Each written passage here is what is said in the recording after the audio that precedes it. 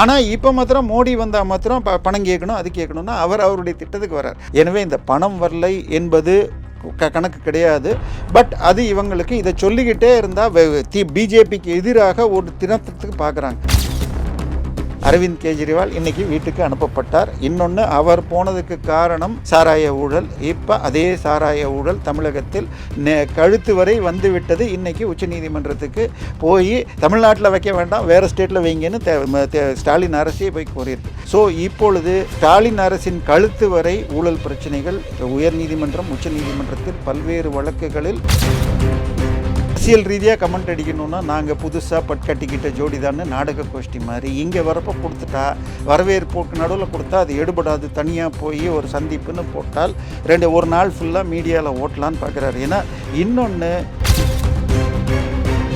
எதுவுமே செய்யாதப்ப பால் போட்ட பிறகு தான் பேட் அடிக்க முடியும். இன்னும் ஸ்டெம்பு கூட நடுறதுக்கு முன்னாடி நான் பவுலிங் போட்டேன், விக்கெட் எடுத்துட்டேன்னு இது ஓடி போடுறதுல பிரயோஜனமே இல்லை. பெண் காமத்துக்கு ஆசைப்படுவாள்னு சொல்லி திருக்குறளில் ஒரு குறள் வரும். அது மாதிரி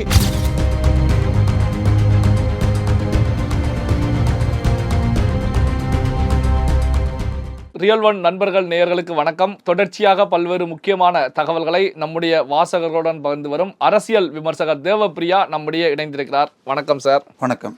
இப்போ ஏப்ரல் 6 மோடி அவர்கள் மதுரை வரக்கூடிய நிகழ்வு குறித்து உதயநிதி ஸ்டாலின்கிட்ட செய்தியாளர் ஒரு கேள்வியை கேட்குறாங்க. என்ன அப்படின்னா, மோடி வருகையின் போது முதல்வர் மு.க. ஸ்டாலின் அவர்கள் பிரதமர் மோடியை நேரில் சென்று சந்திப்பாரா அப்படின்னு சொல்லி கேள்வியை கேட்கும்போது, இல்லை ஒரு அலுவல் விஷயமாக ஊரில் இருக்க மாட்டாங்க முதலமைச்சர் அவர்கள். அதே நேரத்தில் அமைச்சர் பொன்முடி அவர்கள் நேரில் சென்று மோடி இடத்துல நிதி தொடர்பான விஷயங்களை பேசுவாங்க அப்படின்னு சொல்லி தெரிவிச்சிருக்காங்க. இதே போன வாரம் நம்ம இவங்க வந்திருந்தாங்க, இவங்க ஒரு மாநாடு போட்டாங்க, கேரள முதலமைச்சர் மற்றும் இவர் வந்தாங்க. நேற்றைக்கு சிபிஎம் உடைய மாநாட்டில் ஸ்டாலின் அவர்கள் பேசியிருக்காங்க. அதில் கார்ல் மார்க்ஸ்க்கு சிலை வைக்கிறேன்னு சொன்னது ஒரு பக்கம். அதை பற்றி வந்தப்போ இபிஎஸ் அந்த நேரத்தில் தான் டெல்லிக்கு போயிருந்தார். டெல்லிக்கு போனால் அப்போ சீட்டு குறைக்க மாட்டேன், அல்லது பீகார் யூபிக்கு சீட்டு குறைக்க மாட்டேன்னு சொன்னப்புறம் தான் நீங்கள் கையெழுத்து போடணுன்னு திமுக தரப்புலேருந்து யாரோ பேசினாங்க. அப்போ நீங்கள் முல்லை பெரியார் 152 அடியும் கொள்ளளவு செய்வதற்கு உறுதி கொடுத்தால்தான் கூட்டணின்னு முதலமைச்சர் நேற்று சொல்லலை. ஏனென்றால் அங்கே 152 அடி உயரத்தில் 142 தேக்கலாம் என்று உச்சநீதிமன்றம் கூறிய பின்பும் திமுக வந்த பிறகு 140 அடிக்கு மேலே விடுறதில்லை. அப்படி தேக்காதனால தான் அந்த பெரிய வெள்ளம் வந்து சபரிமலையில் இதிலெல்லாம் பிரச்சனை வந்தது. இது அந்த இடத்துல, அதாவது கேரளத்தில் இடுக்கி பக்கத்தில் ஒரு பூகம்பம் சின்னதாக வந்தது. அதனால் கோயம்புத்தூரில் இருக்கிற சிறுவாணி அணையில் இப்போ 5 அடி குறைச்சிட்டாங்க ஸ்டோரேஜ். இதை பற்றியெல்லாம் நான் பேச மாட்டேன், தமிழர்கள் நலனே எனக்கு முக்கியம் இல்லை, என்றைக்கோ வரப்போகிற தொகுதி மறுசீரமைப்பு பற்றி தான் பேசுவேன்னு சொல்லிட்டு அவர்களை அனுப்பிச்சிட்டாங்க. அதே மாதிரி பாலாறு. ஆனால் இப்போ மாத்திரம் மோடி வந்தால் மாத்திரம் பணம் கேட்கணும், அது கேட்கணும்னா அவருடைய திட்டத்துக்கு வரார். சார், இன்னொன்று, இதையெல்லாம் எப்படி பணம் வாங்கணும்னு போன வாரம் ஒரு செய்தி சேனலில் நான் இருந்தப்போ ஒரு மூத்த பத்திரிகையாளர் சொன்னார். அந்தந்த துறை செயலாளர்கள், இப்போ ஹோம் செக்ரட்டரினா ஹோம், ரயில்வேஸ்னா ரயில்வேஸ், அவங்கள போய் பார்த்து அவங்க பாஷையில் பேசினீங்கன்னா ரொம்ப எளிதாக கிடைக்கும். ஜெயலலிதா கிட்டத்தட்ட 5 மொழி எழுத படிக்க தெரியும், 11 மொழி பேசுவாங்க.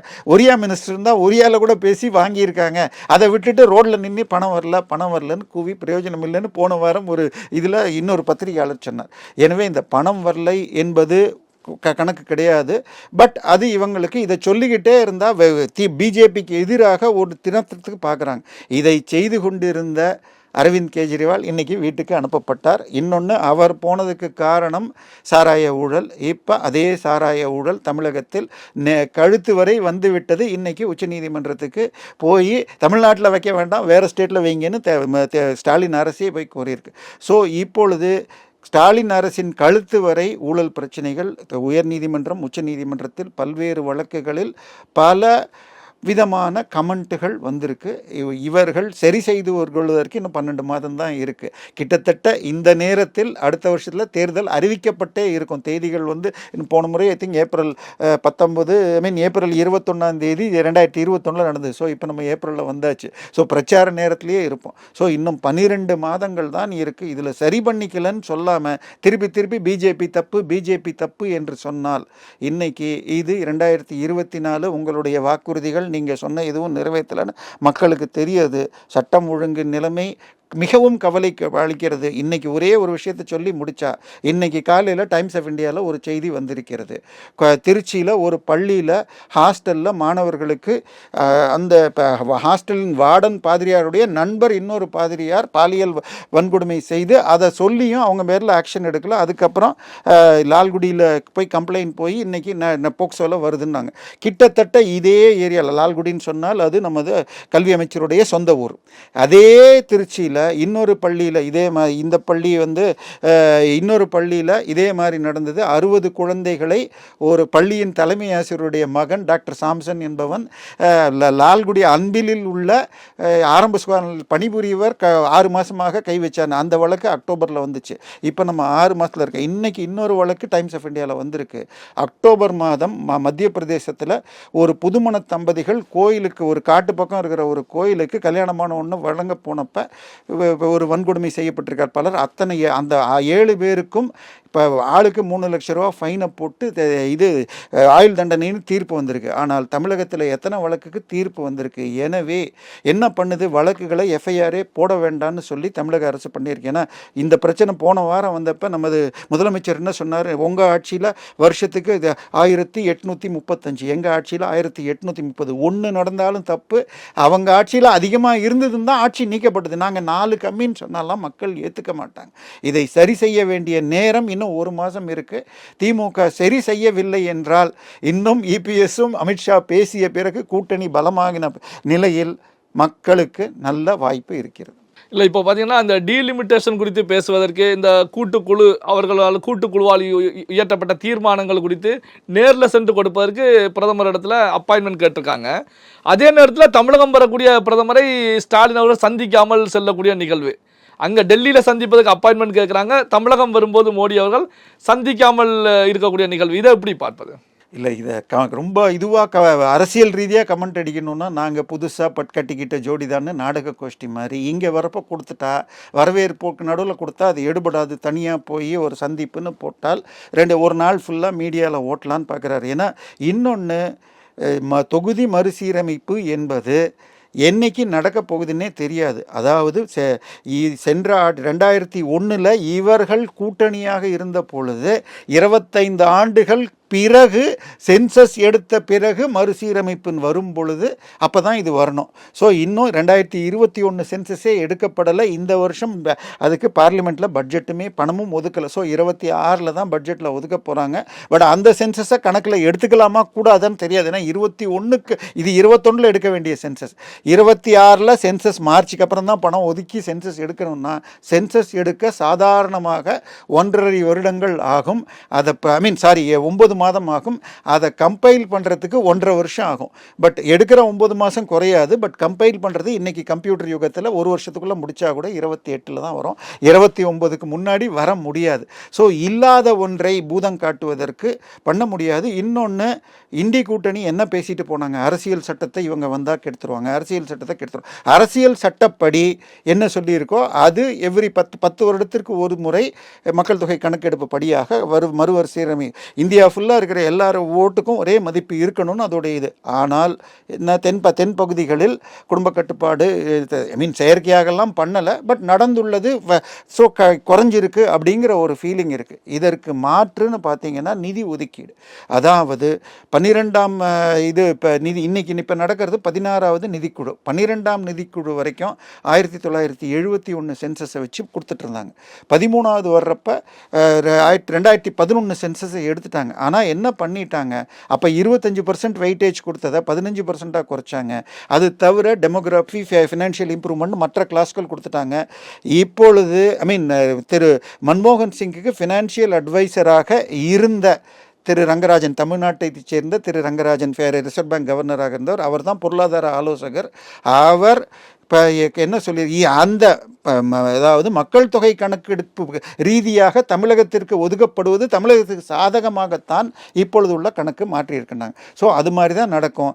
இன்னொன்று, அந்த குழு ஒரு மாநிலத்துக்கும் 5 MP 5 MLA போடுவாங்க. ஸோ எல்லா கட்சி எல்லா இதுக்கும் வாய்ப்பு இருக்குது. எதுவுமே செய்யாதப்ப பால் போட்டப்புறம் தான் பேட் அடிக்க முடியும். இன்னும் ஸ்டெம்பு கூட நடுறதுக்கு முன்னாடி நான் பவுலிங் போட்டேன், விக்கெட் எடுத்துட்டேன்னு இது ஓடி போடுறதுல பிரயோஜனமே இல்லை. பெண் காமத்துக்கு ஆசைப்படுவாள்னு சொல்லி திருக்குறளில் ஒரு குறள் வரும். அது மாதிரி இது ஏதோ மத்திய அரசை எதிர்த்து ஒரு பால் வீசணும்னு என்று நடக்கிறதே தவிர இதில் எதுவுமே பலன் இருக்காது. ஏன்னா இண்டி கூட்டணின்னு மொத்தம் கூட்டினா பெரிய கட்சியிலையும் கூட்டிகிட்டு போனோம். அகிலேஷ் யாதவையோ அல்லது தேஜஸ்வி யாதவையோ இதில் அழைக்கலை. ஸோ ஒன்று நீங்கள் செஞ்சால் ஜனநாயக ரீதியாக போகணும், இல்லை உங்கள் பிரச்சனையை சொல்கிறதாக இருந்தால் நேரம் வரப்போ செய்யணும். இது ரெண்டுமே இல்லாமல் செய்யறதுங்கிறது வெறும் ஒரு மக்களுக்கு வெறுப்பு அரசியல், பிளவுவாத அரசியலை நோக்கி தான் போகுது. இது எடுபடாது. இப்போ மதுரையில் நடந்த சிபிஎம் உடைய மார்க்சிஸ்ட் கம்யூனிஸ்ட் கட்சியுடைய மாநாட்டில் முதலமைச்சர் அவர்கள் பேசியிருந்தாங்க. இதில் பார்த்தீங்க அப்படின்னா எங்களுடைய கூட்டணி ஸ்ட்ராங்காக இருக்கிறது அப்படிங்கிற கருத்துக்களையும் பதிவு பண்ணாங்க. இப்போ சமீப நாட்களாக எடுத்துக்கிட்டீங்க அப்படின்னா முதலமைச்சர் அவர்கள் பேசும்போது எங்கள் அலையன்ஸை வந்து உடைப்பதற்கு எதிர்க்கட்சிகள் பிளான் பண்ணுறாங்க, ஆனால் நாங்கள் வலுவாகத்தான் இருந்துகிட்டு இருக்கோம் அப்படிங்கிற கருத்துக்களை தொடர்ச்சியாக பதிவு பண்ணுறாங்க. இந்த அலையன்ஸ் ஸ்ட்ராங்காக தான் இருக்கிறது அப்படிங்கிறத பதிவு பண்ணுறாங்கன்னா இது என்ன காரணம்? இதோடைய பின்னணி என்ன? அலையன்ஸ் உடையக்கூடாதுங்கிறது ஒரு காரணம். ஆனால் ப்ராக்டிக்கலாக பார்க்கணும், மக்கள் எப்படி ஓட்டு போடுவாங்க. அதாவது 96 தேர்தல் எடுத்துக்கிட்டால் 91, 96 ஜெயலலிதா ஆட்சி இருந்தது. அந்த காலகட்டத்தில் உங்களுக்கு அவர்கள் கடைசியாக அந்த திருமணம் நடந்தது, திரு கருணாநிதி அவர்களை கைது, இதெல்லாம் மக்களுக்கு ஒரு எதிர்ப்பு அலை வந்தது. திரு ரஜினிகாந்த் அதை இன்னும் செஞ்சார். அந்த கூட்டணி கிட்டத்தட்ட 234 தொகுதியில் 210 தொகுதிக்கு மேலே ஜெயிச்சுது. செல்வி ஜெயலலிதா அவர்கள் பர்கூரில் தோற்று போனாங்க. மொத்தமே 4 பேர், தாமரைக்கனி, திருநாவுக்கரசு, KKSSR, இது போல் 4 பேர் மாத்திரம்தான் ஜெயித்தாங்க.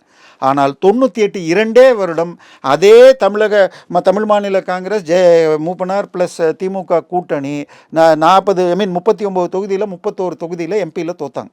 ஸோ அதே கூட்டணி இருந்தால் வெற்றி பெறும் அப்படிங்கிறது மக்களுக்கு அன்னைக்கு இவர்கள் இந்த ஆட்சி திமுக 2006 வந்த உடனே வேலை என்னாச்சுன்னா கோயம்புத்தூரில் இது பல அடிப்படைவாத இஸ்லாமிய குரூப்புகள் இது ரவுடித்தனம் செய்ய ஆரம்பித்தோன்னா நிறைய செக் போஸ்ட் போட்டிருந்தாங்க.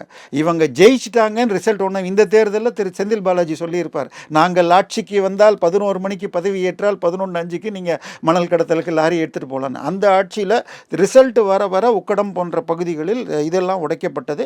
உடனேயே பல புலனாய்வுத்துறை மீறி கட்டுப்பாடு எதுவும் வைக்காமல் பாம்பு வெடித்து கிட்டத்தட்ட 58 பேர் செத்து போனாங்க. ஸோ மக்களுக்கு அன்னைக்கு பிரச்சனையை தான் பார்ப்பாங்க. இன்னைக்கு இருக்கிற பிரச்சனைகள், விலைவாசி ஏற்றம், கரண்ட் பில் ஏற்றம், இதெல்லாம் மக்கள் பார்த்துக்கிட்டே இருக்காங்க. எனவே நீங்கள் ஒன்று இன்னும் ஒரு வருஷம் இருக்குது 2026 தேர்தலுக்கு. இதுக்குள்ளே நீங்கள் சரி செய்யலைன்னா ஒன்றும் பண்ண முடியாது. சிபிஎம் இன்னைக்கு இவர் பேசினார், இன்னைக்கு டைம்ஸ் ஆஃப் இந்தியாவில் நாங்கள் சாம்சங் போராட்டத்தை விடமாட்டோம், மீண்டும் நடத்த போகிறோன்னு சொல்லியிருக்காங்க. சிஐடிவியை நம்பி இதே மாதிரி வேறொரு கம்பெனியில் திருவள்ளூரில் செஞ்சவங்க, அதில் முக்கியமாக பாதிக்கப்பட்ட 6 பேர் டிஸ்மிஸ் ஆகி கடைசியில் கோர்ட்டுக்கு போய் ஏதோ நிவாரணம் தான் பெற்றாங்க. ஆனால் ஊழியர்கள் இவர்களை நம்பி போகக்கூடாதுன்னு தான் நான் வச்சுப்பேன். சிபிஎம் இதுவரை பேசியுள்ளவை, விடுதலை சிறுத்தைகள் இதுவரை பேசியுள்ளவை, திரு வேல்முருகன் இதுவரை பேசியுள்ளவைகள், இன்னைக்கு நீங்கள் ஒரு நல்ல சாப்பாட்டு தட்டு கூட்டணின்னு சொல்லிட்டு அதில் அசிங்கமான பொருட்களை வைத்தால் உங்களால் சாப்பிட இயலுமா? கண்டிப்பாக அந்தந்த கட்சி நின்னா ஓட்டு போடலாம். இன்னைக்கு விடுதலை சிறுத்தை ஆதரவாளர்கள் மற்ற திமுக நிற்கிற இடத்துல ஓட்டு போடுவார்களா என்பது இன்றைய நிலையில் மிகுந்த சந்தேகம். ஆனால் இவர் கூட்டணி இருக்கு, நான் பாடி ஸ்ட்ராங்குன்னா அடித்தளம் வீக்காக போயிடுச்சு. அதை ஸ்ட்ரென்தன் பண்ணணும்னா நீங்கள் அடுத்த 12 மாதத்தில் நல்ல ஸ்டெப் எடுக்கணும். வெறும் அறிக்கைகள் பிரயோஜனம் இல்லை. பல்வேறு முக்கியமான தகவல்களை நம்முடைய வாசகருடன் பகிர்ந்து கொண்டதற்கு நன்றி சார்.